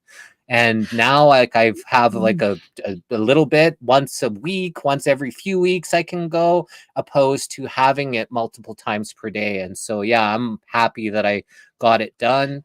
And, I'm able to live my life a lot more normally now that it's happened. Okay, well, we're going to take just a short break, but I want to ask you one question. before that you can think about, because I believe that, healing, we talked a lot about healing also last week, about how imperative it is to heal inside yourself and to love yourself. So I guess the question, since I believe healing is not just physical, but emotional, mental, and spiritual, how was all this symbolic related to internal healing that you did on different levels? And so I'm going to ask you that. We'll just be right back in just a minute. And we're back. And we're talking to Jesse Hal about healing. And he just told us his amazing journey of actually having both hips replaced. So literally having his legs kind of disconnected and reconnected. And now I'm asking him also about how that was, an internal healing, physically, mentally, emotionally, and spiritually, what things perhaps shifted inside of him as he went through this journey. So Jess? for me, I like you mentioned, actually last week you mentioned that when you read my little bio saying that, my dad, I think he never wanted kids. And so it was really hard, trying to, please a father that didn't really he was a great provider, a great, he was, people liked him. He was a ham radio operator. He was able to talk to every country in the world before he passed on. He did a lot of great things. He was a national field hockey champion and a boxing champion back in his country before he came to Canada. But he never wanted kids. And so it was a little bit hard for me. I had the best of both worlds. My mom, the ultimate loving, caring, kind, nurturer, supporter, and my dad that wanted nothing to do with me. So I kind of feel we pick our parents before we come here. And I guess I needed that. So, but there was a lot of, inner turmoil about it, not feeling loved and not feeling heard, not feeling seen. I'd always want to go out. I never wanted to be home. I didn't like home. I just wanted to be anywhere else, but home. And then, being in school, I got bullied a lot in school. I don't know if it was because of who I am. I'm different than a lot of people. Or because of the language. I didn't learn English till I was 5, so maybe a little bit behind. So I got picked on, I got bullied. So there was a lot of, just wanting to love the world, but wondering why people wanted to hurt me. So I had a lot of inner turmoil that was going on, throughout my life. And then when I learned that I was strong and powerful, I used to go and try to hunt bullies to, anybody picking on people. I would try to right the ship, and I was getting in lots of fights. But that got you into trouble too, because didn't you were stabbed 12 times and had a near-death experience. I haven't heard you talk about that. What how did you, wow, that was huge. Yeah, so I was traveling and I had In met Mexico, this, right? Were you no, Mexico? this I don't really disclose which city because it had to, I Oh, put a bunch of okay. these gangsters in the hospital as well when this all transpired. So I don't really talk about the city that it was in, but Okay, I'd met this girl, and as she was walking down the street, I saw her crying, and I'm like, "Are you okay?" And she told me the story that she had gotten kicked out of her house, and that she had started staying with her cousin, who was a hooker for this gang. And she was eating their food, drinking their alcohol, smoking their weed for weeks. And then that day they told her to go out and bring some money back. And that's why I saw her. She was crying. She didn't know what to do. I was like, yeah, forget them. I'm like, we'll just, I'll help you get a place. And, you don't have to worry about that. So we ended up getting this little basement suite. And we were staying there for a couple weeks. We just gotten a couch and just got a few things. And the day before, she had called her cousin apparently and told her where it was. And this was a safe place away from them all. And she actually gave them the address to this place. And I was sleeping on one couch and she was sleeping on another couch. And all I remember is waking up to a whole bunch of yelling, "Where's our money?" and all this kind of thing. And I stood up and I said, "Don't talk to her like that. And then next thing you know, they all started to attack me with, knives and bats. I had a bottle smashed over my head. I Oh my ended up getting God. 26 stitches in my head. And I'd fight this way and someone would stab me, and I'd fight this way and someone would stab me this way. Oh So God. I ended up getting stabbed 12 times. And Oh my God. I I heard a loud bang, and then they all just kind of ran out, and I laid back on the couch, and I was bleeding from my head was pouring down, and blood from all different. I got stabbed in my bicep, I got stabbed in my ass, I got stabbed in my back, I got stabbed all over, but one of them punctured my lung, and I sat down on the couch, and I was like, bleeding from everywhere. And I said to her, I said, I need to go to the hospital. And she goes, yeah, just don't bring the police here, okay? And I was like, what? And I just kind of got up and I started walking, and it was a basement suite. And I walk up the basement stairs onto the next level. I open up the glass doors to the apartment building. They have these 2 glass doors. And I opened that up, and then everything went light white. I couldn't see anything but light. And so I kept on walking, and I didn't see the stairs on the other side. And I fell down the stairs, and I Oh hit the God. ground. Oh God. I, This is really bad. I hit the ground on the other side, and everything went pitch black. And for the first time in my life, I really started to feel afraid. And all of a sudden this voice, this profound voice said, get up or you're gonna die, Jesse. And it was like the voice of God or an angel. Something said to me was like, get up or you're gonna die. And I was like, I feel it was like the voice of God, but I don't know where or what it was. It was the most profound thing that I'll never ever forget, of that voice and what it said to me. And so I got up and I started to see, because everything was pitch black. I couldn't see anything.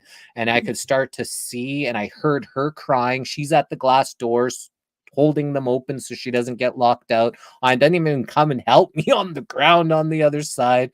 And I started to walk, because this was like 25 years ago, pre like cell phones, like we had pagers at the time.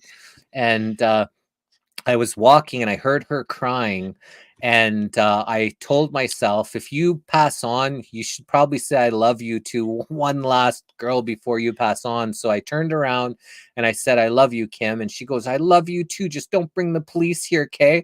I was like, what? And so I was like, what a bitch. I'm like, I couldn't believe that. But I think that's what I needed to hear, because instead of thinking about my lungs filling up with blood, instead of thinking about me, losing as much blood that I was losing, I was pissed off. I'm like, what do you mean don't? And I'm talking to myself like, don't bring the police here again. What do you mean don't bring? She's not even coming to help me. I'm like, I'm talking to myself and really energizing, which, if you think about how hurt you are, you're a lot more hurt than if you're thinking about something else. It's weird how the brain works that way. And then a car drove up, and I like tried to wave them down for help. And I remember the 3 people's faces as they saw me. I got blood pouring down me. I had a track jacket on and I had shorts on, so blood was all the way pouring down my legs. So I looked like a zombie just came out of the grave or something, and their faces were like terrified. They sped off and they were gone. They wanted nothing to do with helping me out. And so I had to walk to the gas. Yeah, it was like some crazy horror movie. And so I walked to the gas station, and someone was walking in, and as they were walking, I said, excuse me. I'm like, can you call me an ambulance? And for some reason I felt self-conscious that I didn't want to go bleed in the side of the store. So I just asked somebody as they were walking in, and he's like, looks at me and he's like, yeah. He comes back out and he goes, they want to know what happened to you. I said, man, I'm dying. I'm like, can you just please bring me an ambulance? And he's like, yeah. And I'm like, and can you bring me some napkins? So he comes out with the whole stack of napkins, and he's putting them on my stab wounds in the back, and I'm putting them on my stab wounds in the front. And this beautiful soul, don't know who he is, never seen him again, he helped me, and he was there with me, waiting for the ambulance to come. A police car first came, and then the ambulance came, parked on the other side of the parking lot. For some reason, they didn't drive right up to where I was. I heard them pull the gurney out of the car, and then As soon as I heard that, I looked the guy right in the eyes and I said, "Thanks, man." That's all I said to him. And then I beelined for the gurney. And I always send him beautiful energy. Thanks for being with me at that time. Thanks for Saving calling your the life, yeah. ambulances quickly. Thanks for, holding Kleenex on my stab wounds to help me to slow down the bleeding. And I walk up to the gurney, strip off all my clothes, hop on the gurney, and I'm like, "Let's go." And they were like, because they're like, no, they're saying, "Stop, stop, stop." They're like, "Stay there, stay there." And I was like, I was in a rush. I'm in a rush to go get help, right? I knew. So I just like, it was the craziest moment. It's like time froze. All the looks on these people's faces, these ambulance, they were just like, what's going on here? I hopped on. They fought me the whole ambulance ride on the way, putting this oxygen mask on me, and it made me feel queasy, like I was going to pass out. So I pulled it off. They put it on. I pulled it off. So again, maybe that helped me to keep me awake. I'm fighting these ambulance guys. They're trying to ask me a bunch of questions. I had nothing to say. I just needed help. And then we get to the hospital. We have, they transfer me into the operating bed. And then the doctor starts sticking his finger into each one of my stab wounds because I had lost so much blood, because my lungs were filling up with blood. They needed to do emergency fast surgery, and they had to check to make sure and nothing was broken off, no metal, no knife, nothing was broken off in me. So for the first time in all of what happened, I felt pain, was when that doctor was sticking his finger into my stab wounds. And all I remember is he was hurting me and I wanted to hit him. And I told myself, "Jesse, don't hit him. He's not going to help you. He's not going to help you if you hit him." I remember it just keeps saying this into my head. And then I remember they were stitching up my head. And I remember they gave me some morphine. And then I had left my body and I saw my lifeless body with all these doctors and nurses around me get smaller and smaller and smaller. So obviously, like, I could just see me get smaller. So obviously I floated away and, woke up the next day. And first the nurse was like, "Oh, I'm so glad you're awake." And I look around and I'm like, whoa. And I'm like, I need a smoke because I still smoking cigarettes at the time. And she's like, "You can't smoke." And she's like, "You got a chest tube in you and you got this other catheter or these bars." She's like, I said, "Look, lady, if you knew what just happened to me and I'm still here, a smoke ain't going to kill me." And she's like, "Well, if you want to go smoke, you'll have to do that yourself. I'm not going to help you." So I got up out of the bed and, went to my stuff, and I went and grabbed myself the bars beside me, and I went and had a smoke. And it was just like, what a crazy trip. I only knew the girl 2 weeks, and, I just tried to help her out. And, that all transpired because of it. Well, listening to that, of course, incredible story. Wow. Movie, but what it brought to mind about, and again, talking about healing, I'm so glad I chose now as my parents' therapist, psychotherapist, because I'm realizing now with all the ascension and there's activations and there's so much happening and blah blah blah. The truth is, it all boils down to, and I have like a little picture of me and my inner child, and I think we did a whole thing with little. What was your name as a little child again? Jessinko. Jessinko. Yeah. How do you say it?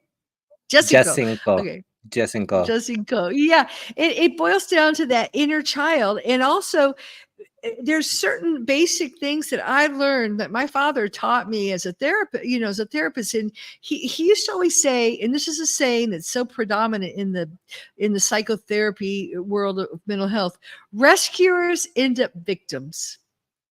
And it's kind of been like my mantra through life: rescuers into victims, rescuers into victims. And there's always this cycle of rescuer, persecutor, victim that we continue to play out. And it's a program. And I mean, yours is a typical example. Here you are helping this woman, rescuing her. And then, of course, you end up being victimized by her because she was the one that gave the address, and she wouldn't even call the damn police or the ambulance for you. I mean, so these are interlocking, kind of like the codependent and the narcissist. These are programs, like software programs that we continue to run. And I think you got a really powerful. And also, a lot of people are talking about past lives and karma and all this. But, everything, all your past lives are alternate identities, because there's no time, are all in the lifetime that you're leading now. So it sounds like you got a helping dose message to not play out the rescuer, the hero, because that always ends up, rescuing the damsel in distress. And this kind of goes back to what I was talking about before with the female. Always the program is for the woman to look for that strong, provider kind of male that's going to take care of her. And then the man wants, the beautiful, the loving, the nurturing, the eye candy on his arm. Those are the stereotypes. But, these programs are really dysfunctional, and part of the healing process is snapping out of that spell, stepping out of that.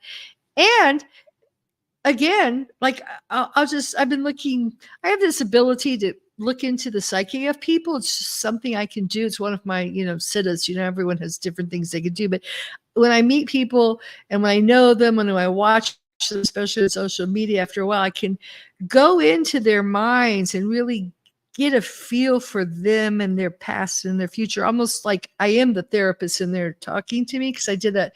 I was a therapist for many years, and I worked with my husband too, who was a doctor, taking histories of people, and I worked as a psychic online. So I find that everybody, the key to really ascending is healing that inner child, that wounded child, that little person inside of us. And we have to always be checking in with that.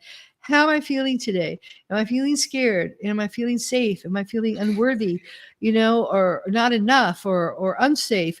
And if you can keep that open dialogue between that child and heal it and help it feel safe and loved and nurtured and enough, then this beautiful relationship forms where your inner child is your best friend and takes you on adventures, gets you to play. It's creative. It starts being the creative. It feels safe enough to come out and be, the part that's fun. That makes you a fun person to be around. That has new ideas. That has adventures. Well, it's grounded in you as this divine mother and divine father God. So, what do you think about that? What say you? The reason I found out the reason why she said don't bring the police here, Kay, one of the neighbors ended up, knowing what happened, came and visited me in the hospital, and they said the police ended up coming there, and how they knew, maybe they followed the blood trail. I have no idea how they knew, but they came right there and arrested her because she had a warrant for her arrest. And that's why she didn't want the police to come there. She was more worried about her warrant than she was worried about, about helping me during the situation. But I always try to look at the positive out of whatever the situation is. And I guess I needed that in order to keep me angry and just motivated to go. But I think it goes back to, but I want to stop that there, because I think it goes back to my original discussion that we're talking about at the first show last week, was the boundaries that we are, the light workers, the star seeds, whatever, the good, with the angelic humans, we're coming in and we're coming together with, and we are not selfless, because when you realize you're all one, we're all one. So when you serve yourself, you're serving the one. And when you serve the one, you're serving the self. But we are altruistic people. We look, and I'm the same way. I'm always like, are you hurt? Good God, if I'd seen you, I'd be like, oh my God, and that's just how we are. There's a huge force of us that are now incarnating from very high dimensions on this planet to be the good, so to speak. If you're dualistic, if you're beyond dualistic, it's really just to bring back unity consciousness and to bring back love and to be the change and to create a foundation and to get people on the corrected I call it the KRYSTALA Spiral of LIFE, or let's say the higher timelines, the correct timelines, and out of this matrix time loop.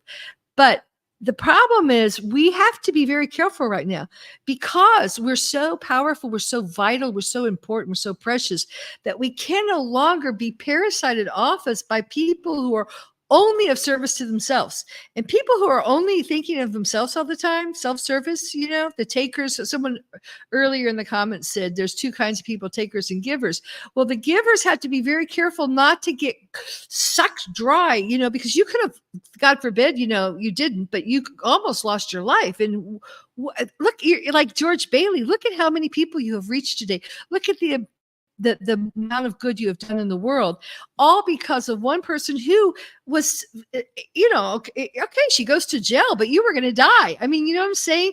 We can't no longer sacrifice ourselves, martyr ourselves for people, or get caught up or have our energy parasited to the old timelines, the Fibonacci spiral. And we're really reaching a divide. I think it's crucial that people need to hear this right now, because coming next May, I believe there's going to be a energetic shift of pulses. There's going to be pulses that take you closer to infinite God source, let's say, and pulses that just self-destruct. And we're seeing it in the world with the institutions and the banks and everything like that. So I think the story you said about you, because you were rescuing and you ended up a victim, is something we need to really, it's crucial to remember that we can no longer do that, because we have such important jobs on the planet right now as creators, co-creators of a new earth. Comments? I still have a hard time with that, because when situations, and I know what you're saying about protecting your energy from the parasitic, the energy vampires, the ones that just want to suck you dry. But when it comes to situations, my intuition always kicks in. And it just as recently as, I think it was maybe about 5 years ago, I'm in my car, and we were going for lunch, if we were doing some painting or whatever, we were going for lunch, and there was a lot of traffic, on this one road, and some guy jumps out of his car and he starts yelling at this girl, and he's like, I should beat you up, and he threatened her, and I roll down the window and I'm like, why don't you threaten me, tough guy?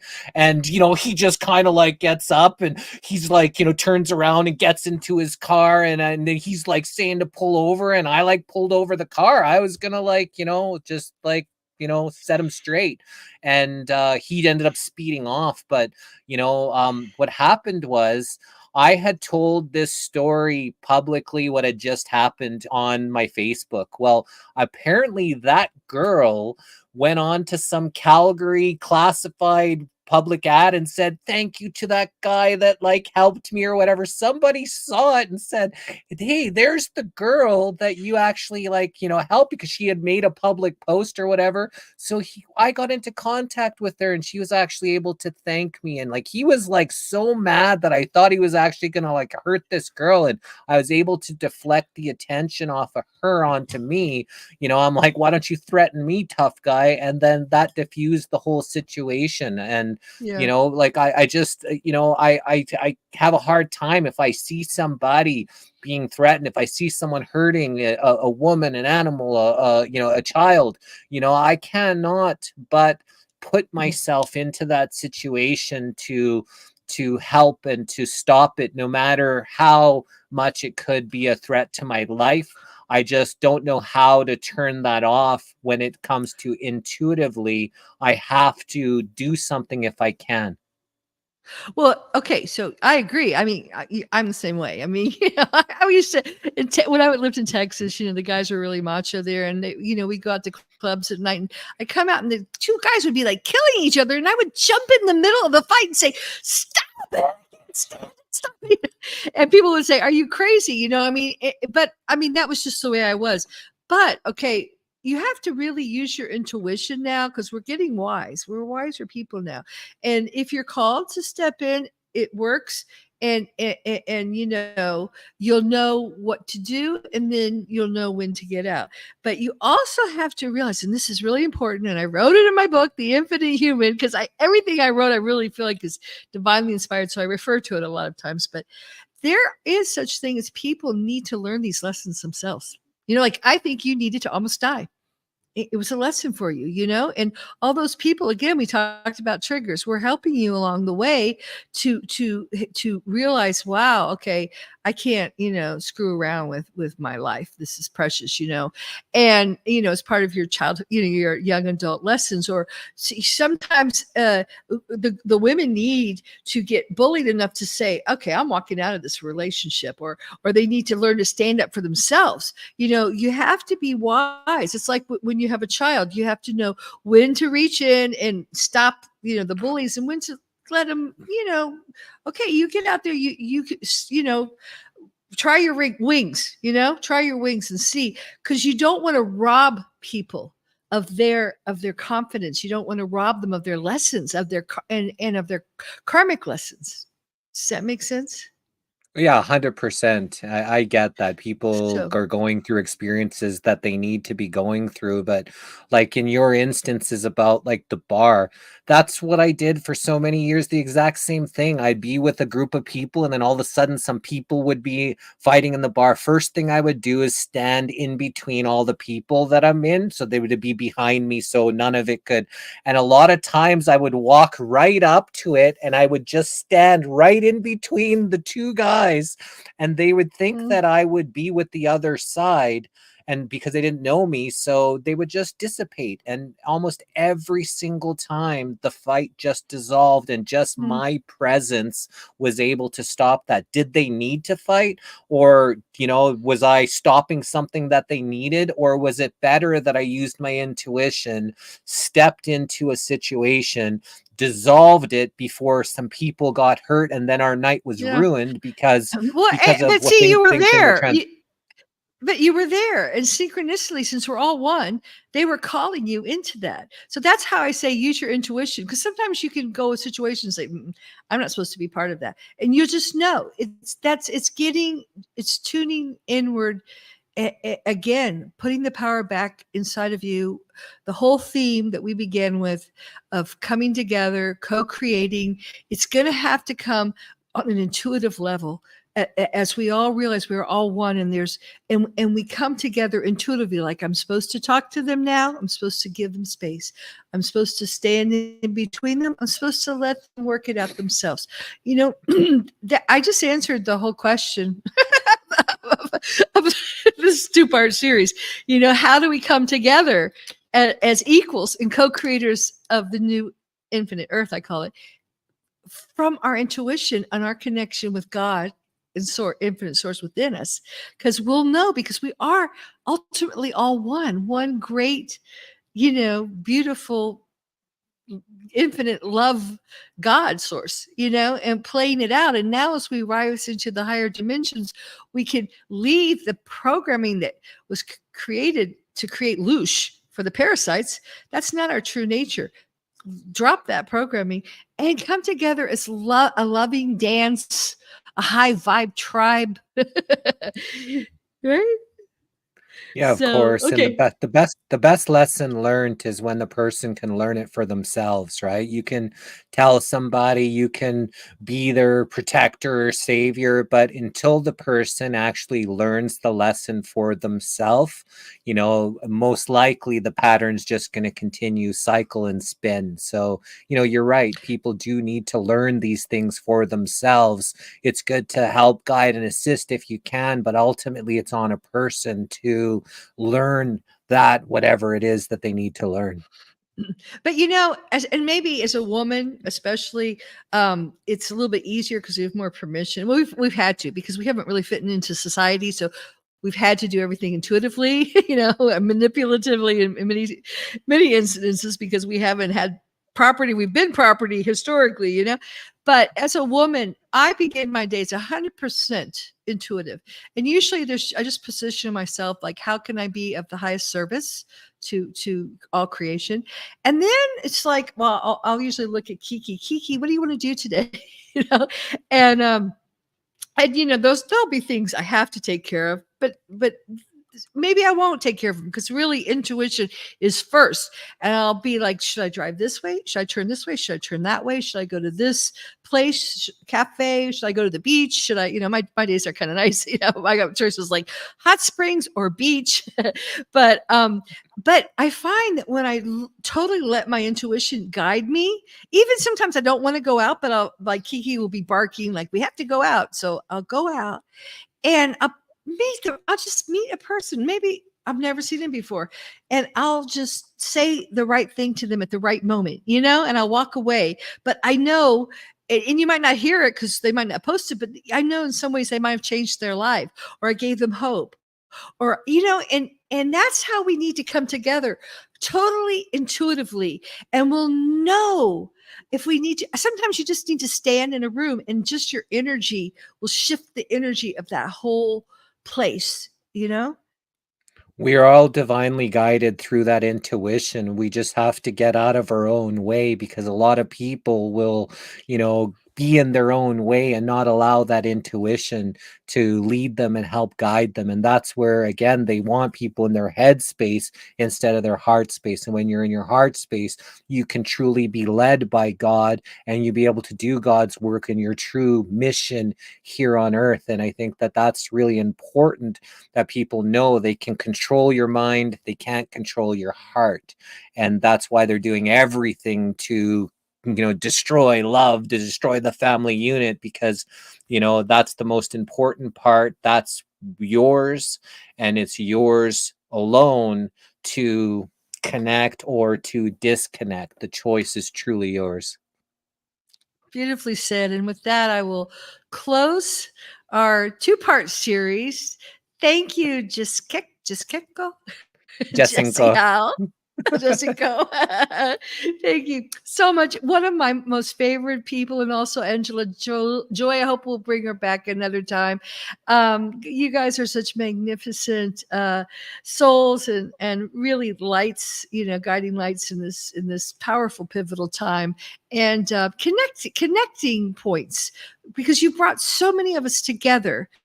So thank you for that, because that is vital right now. We're all trying to find each other, and we're looking now through social media, but it's also kind of like, when we get together and then social media, just getting this posted was so hard. They like push us apart, so keep on, keeping on, keep shining. And I love you. I love you too. Well, thank you so much for inviting me. It's truly an honor. I've been invited on lots of people's shows, but not a lot of people follow through for some strange reason. So it's amazing when I actually, when someone actually wants to hear, me and, the things that I've gone through in my life. So thank you for the honor. I love you too, for one love, one heart, one life. Namaste, everyone. And if they ever ask you to put on a breathing inhibitor again, you know what to say. No mask. Okay, thanks everyone. thanks, Okay. Thanks, Elizabeth. Bye, Jesse. Ciao, ciao, ciao, everyone. Bye.